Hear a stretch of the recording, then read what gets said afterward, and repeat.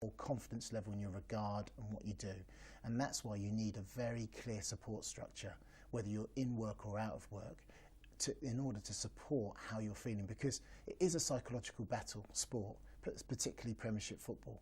You're high and it's the greatest joy when you win, and you're low and it's the greatest pain when you lose. So you need the ability to navigate your emotions and almost be able to box off and consolidate your emotional world.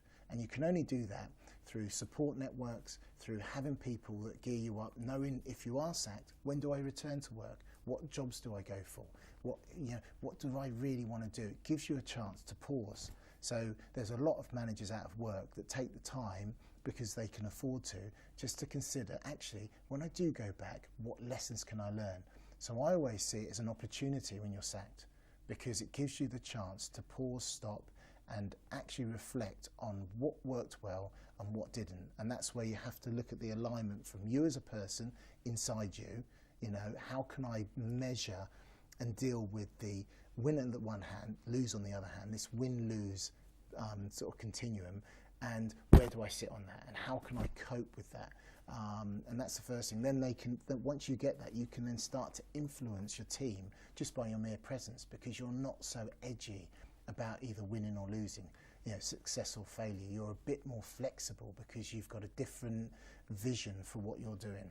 But getting to that level of kind of assurance or confidence must be quite difficult, because it's a very public thing when you get sacked. Yeah. How much do you think it affects a manager's standing in the game once they lose their job? I think it affects quite a bit. It depends on, it's context bound basically. It depends on how much you've achieved as a manager. Have you won promotion? Have you won a cup? So have you won something, is massive. Because if you have, your longevity, your ability to get another job goes up exponentially.